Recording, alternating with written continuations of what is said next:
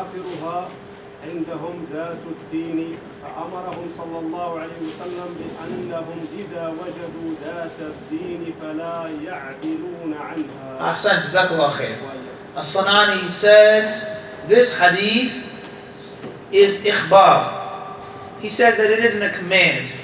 The Prophet is not commanding you in this hadith, but he says he's telling us that in most cases, these are the four main reasons why a man wants to marry a woman. In most cases. In most cases. And vice versa as well. A woman in most cases will marry a man for one of these four reasons. So the Prophet As-Sanani, the commentator, he says here, this hadith tells us that the thing which causes and inspires men to marry women is one of these four reasons, if not all of them together. He says, and the last of those four reasons is religion. Is religious piety. And not just piety, brothers and sisters, but also knowledge of the deen. Knowledge, religion, and good character. Because there are people who are knowledgeable, but they have foul character, unfortunately. There are people who are knowledgeable, who have bad character. Who have good character, but they don't have good knowledge. And there are people who may have good character, they may have an abundance of knowledge, but for one reason or another, they don't practice the religion too well themselves. May Allah help us all. They may be preachers, but not practitioners of what they preach. Okay? So you should marry a woman who has all three. And a woman should marry a brother who has all three. And of course, there are levels to this, Hamza. There's levels. The sister, she doesn't have to marry someone who's Shaykh al-Islam, maybe taking and walking on fault and walking down the street. But a brother who has some type of deen, some type of knowledge. Okay? And that which is suitable for her. That which is suitable for her. But to marry someone who doesn't know nothing about Islam, doesn't practice, barely knows, barely goes to the masjid, la. Okay? So the Prophet ﷺ, he said that whenever men find a woman who is religious and pious, then she or they shouldn't do anything besides that. When you find a good girl that has deen, khalas, don't even think about it. Bismillah, marry her. فَلَا يَعْدِلُونَ عَنْهَا. There should be no hesitation afterwards. She has a good, strong religion, that's a good candidate for a wife. Then As-San'ani rahimahullah, he goes on, he says, وَقَدْ وَرَدَ النَّهْيُ عَنْ نِكَاحِ الْمَرْأَةِ لِغَيْرِ دِينِهَا. He mentions the hadith about the impermissibility of the marrying a woman for other than her religion. Marrying a woman for just her wealth or just her money. He says there are hadith that prove that this is something which is prohibited. طيب inshallah. He then says, وعن أبي هريرة أنه صلى الله عليه وسلم أو أنه قيل يا رسول الله أي النساء خير؟ قال التي تسر إلى النظر وتطيع الأمر ولا تخالف في نفسها ومالها بما يكره والحسب هو الفعل الجميل للرجل وآبائه. وقد فسر الحسب بالمال في الحديث الذي أخرج الترمذي وحسنه من حديث سمرة المرفوعة الحسب المال والكرم التقوى. And he goes on to mention some more benefits with regards to this hadith. Khair inshallah. What is important, brothers and sisters, is what? This hadith shows us that it is permissible to marry a woman, and it's permissible for a woman to marry a man for one of these four reasons. If the only reason why you want to marry a woman is because she's beautiful, that's okay. That's not haram. The only reason why you want to marry a man is because of his wealth and his stability, that's permissible. The only reason why you want to marry this person is because they have a great noble family, that is also permissible, etc. However, that which is best is to marry a woman who has deen. And if you do that, the Prophet ﷺ says, may your hand be dusty. In other words, this is something that the Arabs, it was a cliche that they had. Cliche. May your hands be dusty. What they meant by that was, may you be successful. As if they were saying to you, good luck. As if they were saying to you, you'll be okay. Okay? Just as we have different cliches, things that we say here. We have different cliches, such as what? What's similar to this in the English language? Or the American culture? Break a leg. Don't break a leg, huh? Break a leg. Break a leg. Tired. Anything else? Sheikh Mahdi, you mean an old school term. Khair inshallah. Al-Muhim, that is what's meant by that hadith. When hadith says, may your hands be dusty, what's meant is may you be what? Successful. So we benefit from this hadith, the permissibility of marrying for these reasons. And as some people say, you can't marry someone just because they have money. You can't marry someone just because they look nice. No, that's incorrect. That's incorrect. It's permissible to marry someone for that reason, but it's not what's best. And we've explained several times before the difference between that which is mandatory and that which is best, preferable. Just because something is permissible doesn't mean that it's always best. Everybody understand this? However, so what we want to do is we want to learn and encourage the people to try their best to do that which is what? That which is best. Khayr, inshallah. Moving on. The next hadith, the author says, وعنه أن النبي صلى الله عليه وسلم كان إذا رفع إنسانا إذا تزوج قال بارك الله لك وبارك عليك وجمع بينكما في خير رواه أحمد والأربعة وصححه الترمذي وابن خزيمة وابن حبان. طيب من يقرأ لنا؟ Who wants to read again? تفضل بسم الله. وعنه عن النبي صلى الله عليه وسلم كان إذا رفع إنسانا إذا تزوج قال بارك الله لك وبارك عليك وجمع بينكما في خير رواه أحمد والأربعة. أكمل الله يحفظكم. وصححه الترمذي وابن خزيمة وابن حبان. أحسنت. طيب الذي بعده تفضل بشير. وعنه أن النبي صلى الله عليه وسلم كان إذا رفع إنسانا إذا تزوج قال بارك الله لك وبارك عليك وجمع بينكما في خير رواه أحمد والأربعة وصححه ابن حبان الترمذي ابن حبان. طيب خير إن شاء الله. One more إن شاء الله من the third reader. بسم الله تفضلوا. وعنه أن النبي صلى الله عليه وسلم كان إذا رفع إنسانا إذا تزوج قال تبارك الله لك قال تبارك الله تزوج قال اقرأ بسم الله. وعنه أن النبي صلى الله عليه وسلم كان إذا رفع إنسانا إذا تزوج قال بارك الله لك. شفت الآن بارك ليس تبارك. تفضل اقرأ. بارك الله لك وبارك عليك وجمع بينكما في خير. أحسنت. طيب جزاك الله خير. أحسنت. Very good job. Hadith says that it was also narrated by Abu Hurairah that whenever the Prophet ﷺ congratulated someone who got married, he would say the following words: Barakallahu laka. May Allah give you barakah. Wa baraka alayka. And may Allah put barakah in you. Wa jama'a baynakuma fi khayr. And may Allah bring you together upon that which is good and wholesome, upon that which is good and positive. This hadith has been collected by Imam Ahmad and the four, yani Abu Dawood, Nasa'i, Tirmidhi, and Ibn Majah. And there are other ulama such as Ibn Hibban, Ibn Khuzaymah, who declare this hadith to be sahih, who declare this hadith to be authentic. This hadith tells us that when a man got married, the Prophet ﷺ would congratulate him. That it was an important thing. And it was a joyous time, and the Prophet ﷺ would manifest his happiness and his joy. However, Shaykh Abdul Qadir, as we always say to the brothers, that happiness and that joy has to be surrounded around the religion as well. It's good to have fun, to do things, be happy, but the happiness is in the boundaries of the Sunnah. So the Prophet ﷺ, we remember from this hadith, is that the Prophet once again was balanced, brothers and sisters. Look at the balance here. He was happy, he congratulated the man, but at the same time, don't ever forget Allah.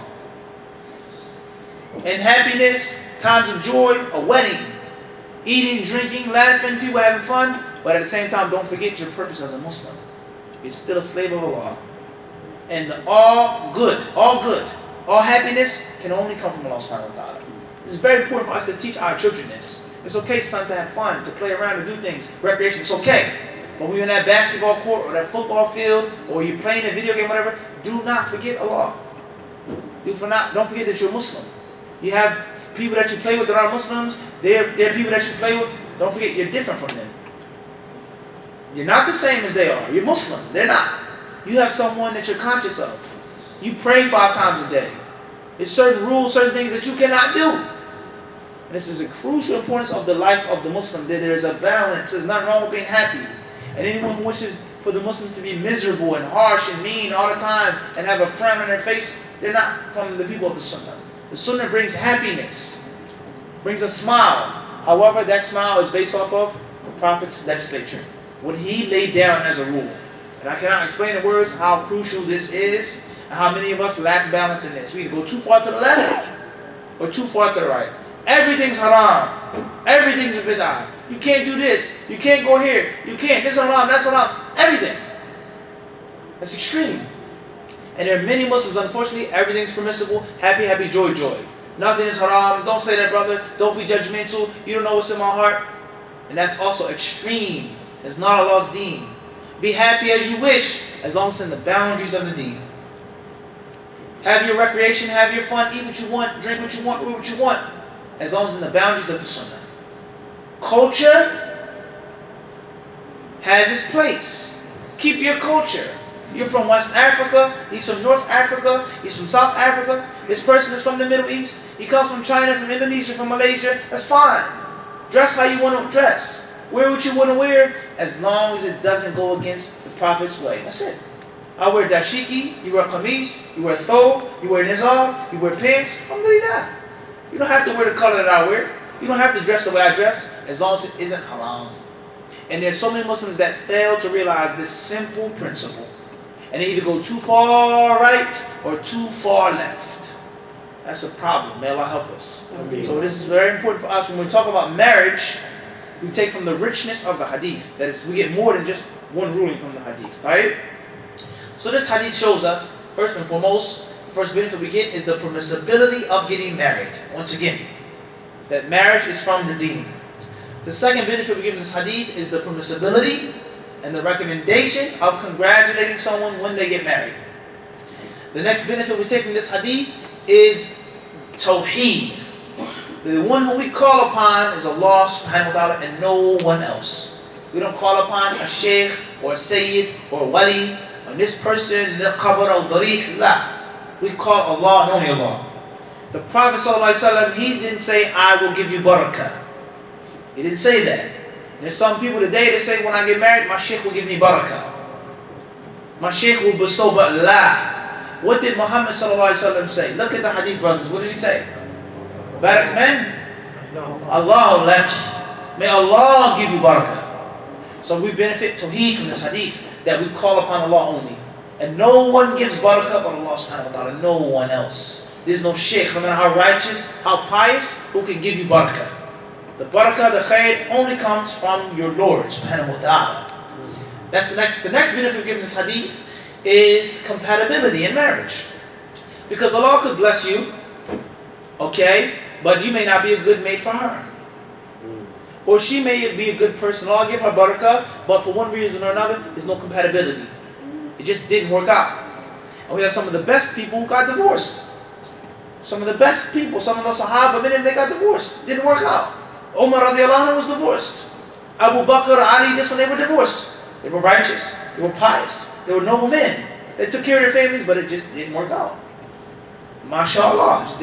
Many people today think marriage is, it's negative. This is a divorce. You must be a bad person. Or she must have been a bad person. No. It just wasn't meant to be. Okay? It just wasn't meant to be. So it's a very important concept is that Allah is the one who brings the people together. And there has to be a balance. Many people, when they have marital issues and they seek my counsel, I'm having problems with my wife, can you help us out? She's this, she's that, she doesn't do this. I asked her, I tell her, before you even go there for her, akhi, what about the complaints that she has about you? You can't just say that your wife is the source of every problem in the marriage. You have some faults with you also. And the proof for that is that the Prophet ﷺ asked for good to be in the man, asked for good to be in the woman, and asked for good to be the bond between you two. So there are faults that men make. There are faults that women make. And there are some faults that are shared between both spouses. If you want to have a happy, successful marriage, you have to look at all three aspects. Most of us, unfortunately, we're very, very short-sighted. We only look at ourselves. She doesn't obey me. She doesn't do this. She, that's it. That's not correct. Rather, what's best is for you to focus on your responsibilities as a husband. She should focus on her responsibilities as a wife. Once you guys do that, Khalid, consistently for some time, you're focusing on you, she's focused on. Do not worry about his faults, sister. I tell you, don't worry about what he's doing for a month. Can you do that? For 3 months, can you just focus on your responsibility as a wife? But, no buts. 3 months. If you want my help, if you want me to counsel you, I ask you humbly, focus on yourself for 3 months. Make sure that everything is in order perfectly for 3 months. Tell him the same advice. Once you guys have done it, come back to me, then we'll take the next step. But most people, they're not willing to do that. I can't because she... That's another concept in itself. If you seek someone's advice, you should be willing to listen to that person's advice. Many people, they seek advice of the imam, they want the nasiyah, but they're not willing to follow it, to take it. Khayran, inshaAllah. We need a reader for the sharh before we stop. Who wants to read the explanation for us? Bismillah. Anybody? The author, he says, الرثاء الموافقة وحسن المعاشرة وهو من رفع الثوب وقيل من رفوت الرجل إذا سكنت أو سكنت ما به من روع. فالمراد إذا دعا صلى الله عليه وسلم للمتزوج بالموافقة بينه وبين أهله وحسن العشرة بينهما قال ذلك. وقد أخرج بقي بن مخلد عن رجل من بني تميم قال كنا نقول في الجاهلية بالرفاء والبنين فعلمنا رسول الله صلى الله عليه وسلم فقال قولوا الحديث. وأخرج مسلم عن حديث جابر أنه صلى الله عليه وسلم قال له تزوجت قال نعم قال بارك الله لك. وزاد الدارمي وبارك عليك فيه أن الدعاء للمتزوج السنة وأما المتزوج فيسن له أن يفعل ويدعو بما أفاده حديث عمرو بن شعيب عن أبيه عن جده عن النبي صلى الله عليه وسلم إذا أفاد أحدكم امرأة أو خادما أو دابة فليأخذ بناصيتها وليقول اللهم إني أسألك خيرها وخير ما جبلت عليه وأعوذ بك من شرها وشر ما جبلت عليه رواه أبو داود والنسائي وابن ماجه. The author, he says in brief that this word in the hadith ar-rafa'ah or ratha'ah, he says بالراء وتشديد الفاء فألف مقصورة. He says this word means one or two things, brothers and sisters. One or two things. The dua means one or two things. The first is al-muwafaqa, compatibility and compliance. Whenever the Prophet congratulated a man and asked for them to be compatible for each other. Or he says, it means that to console someone, to soothe someone who's afraid, you calm them down, you give them a pat on the back. So whenever the Prophet ﷺ made this dua, it was much more than just congratulations. It was much more than just congratulations, but it was more like a hug and a pat on the back. Alhamdulillah, you got married. May Allah bless you. So it's much more than just congratulations. Everybody got this? I'm proud of you. You got married. Alhamdulillah, you got married, and I wish the best for you. He then says, the Prophet ﷺ, he taught the companions what to say. Because in Jahiliyyah, in the times of the pre-Islamic state of ignorance, whenever a man got married, they would say, "Rafa' wal baneen." They would say, "Good luck. I hope that you have a good time, and may you have boy children, may you have boys." And the Prophet ﷺ, he told them to get rid of that. Don't say that. Whether you have boys or girls. And this hadith shows us that the Muslim is to be contrast to the non-Muslim. And those things that are from Jahiliyyah, we should be the furthest from. What they say, what they do, their practices, the things that they do of their religious practices, we should not do them. Everybody understand this? In Muslim, alaykum salam, is not to be similar to the mushrik. The Muslim is not to be similar to the Jew and the Christian. We have our deen that we should take pride in. Our supplications, our du'as. Everybody got this? It's very important, brothers and sisters. Khair, inshallah. We're going to stop here in the nice subhanahu wa ta'ala. Perhaps someone wants to add something, or maybe we have a question, or some questions, or some concerns, or some comments. Now is the time before the adhan, and if not, we will stop. Thank you very much. for your participation in your class, your attentive listening. Jazakumullah khairan. May Allah accept it from you and reward you well. Thank you once again. And Allah subhanahu wa ta'ala surely knows best. Fadal. In the hadith, that Fatima radiallahu anha, she was given the tale of Al-Batul. She was not married, or she got divorced? Question says, it's stated that Fatima radiallahu anha was given the title of Batul. Was that she wasn't married, she was divorced, etc. We say no. She was only given that title because she was married. She was married to Ali radiallahu ta'ala anhu wa ardah. She was given that title because she was peerless. She was matchless. There was no other woman who lived during her time that was similar to her and her virtue, okay, her piety, and just her desire for the hereafter. The Prophet's daughter was the best of women of that time. So that's why she was given that title, because the word tabattul in the Arabic language, he said it means qata. In other words, this was Fatima, and these were the rest of the women of her time, like this. It was a cut. She wasn't like them here. She was up here. Ever got that? Regardless whether she was married or not. So the word tabattul means for a person to cut himself off from women. To cut himself off from women. And we understand that in the Arabic language, we have legislative meanings of words and terms. Legislative meanings, and then we have the actual basic meaning of the word. Like salah. The word salah has a technical meaning in the sharia, to pray, to offer salah. But the actual basic linguistical meaning of the term is different. It's different other meanings of the word salah. Whether it's dua, etc. Clear, inshallah? And Allah subhanahu wa ta'ala surely knows best. Fadal. We've got the mics too if you like, inshallah. The first hadith. I understood that it's a must that we meet those more requirement conditions. Let's say the partner has 80% of those conditions fulfilled.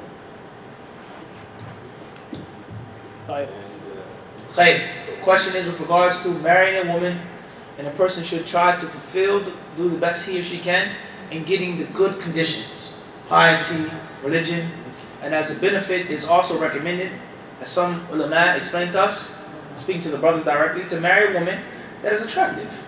It's a good thing, because if she's religious and she's attractive, she will help you to stay chaste. You'll be pleased at home. You have something that you can look at that's permissible. There's walk outside, there's plenty other things to look at. Right? We say, فَاتَّقُوا اللَّهَ مَسْتَطَعْتُمْ. Fear Allah to the best of your ability. Very seldom are you going to find a woman, or very seldom will a woman find a man that's going to be perfect. Even close to perfect. Especially in 2015. Especially in 2015. Especially where we are. It's very seldom. So try your best. Okay? But however, there are levels. It's relative levels. If you find a woman who has a religion, and her religion is like 75%, she's strong in the deen. Not perfect, but she's a good Muslimah. And let's say, hypothetically speaking, she looks okay, but her beauty, she's not, a supermodel. But you can look at her without, you can actually look at her, alhamdulillah. Or you can look at Well, right, we're just talking about directly for the men right now. Last shot, it's best to take 70-30. 70 deen, well, maybe 30, that may be a bit rough. I'll tell you. Okay. I'll tell you. It's better to marry a woman that has a greater deen and less looks. I got on point, right? Alhamdulillah. I slipped, but I got up quick. It's better to have a sister that she's not a supermodel, but she has a super deen. Instead of taking a woman who's a supermodel and she has a poor, ugly deen.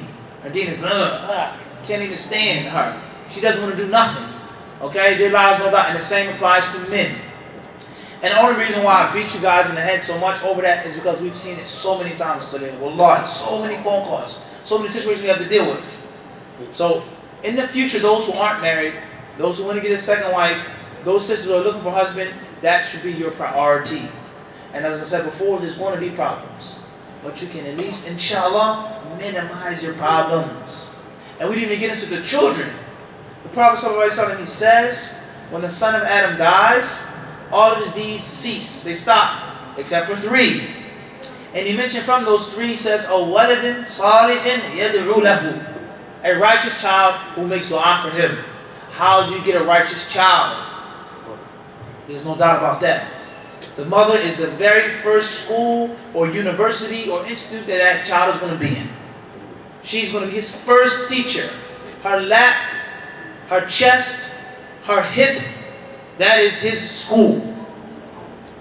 Serious. And if you look at most of the righteous ulama of the past, those great masters of hadith, of Quran, those reciters, they all had very good cultivation, and their mothers played a pivotal role in their youth. A pivotal role.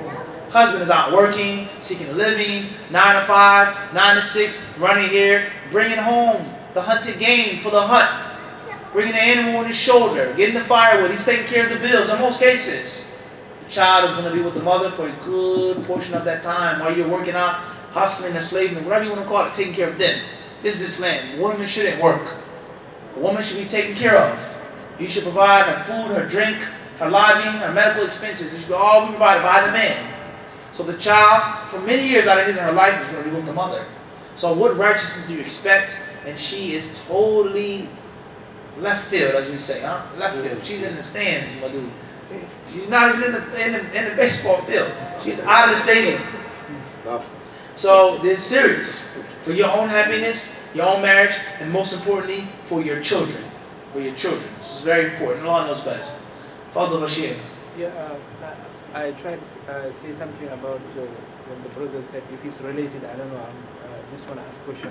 Prophet said 4 women they complete their iman. He said Fatima radiallahu anha and Maryam and the wife of the Pharaoh and Asma, right? Asiya and Khadija radiallahu anha. Is this related to that or is not? Question is with regards to a narration that states that 4 women completed their iman. Fatima, Asiya, Khadija, and Maryam. We say, is it related to this? The narration that says 4 or 3. That's your homework assignment. To find this narration, please. Bring this narration that says 4 or 3. Which one is it? And is it authentic? That's your homework assignment for Friday night. Okay? Inshallah. As for, does it pertain to this? Then that's a part of it, yes. The women who had such a wonderful, beautiful, perfect deen. And they had that perfect virtue. Khayr, inshallah. However, a woman, the word batul and tabattul, or that whole concept of Fatima radiallahu anha and Maryam alayhi salam, that only came up for the linguistical connection. That was it, just the linguistical connection. كان يأمرنا بالباعة وينهى عن التبتل نهيا شديدا. And just give you the linguistical meaning of the word. And we study these different books of hadith, or books of tafsir, or books of fiqh, the classical works. It is important to understand the terminology that's being used. You have to understand the words that are being thrown at you before you get into the issue. Very important to understand the words. So that's why we find these different examples and parables. This word comes from this word is derived from that, even in English. Even in English. Inshallah, Allah knows best. Tafadhal. Go ahead. Are you saying that the she's the first teacher? Okay. Please, right after that, Charles. All right. But the brother, he has also a role in rearing the kids too. No, right after the adhan. We'll call the adhan. I'll answer your question. Inshallah. Okay? Thank you.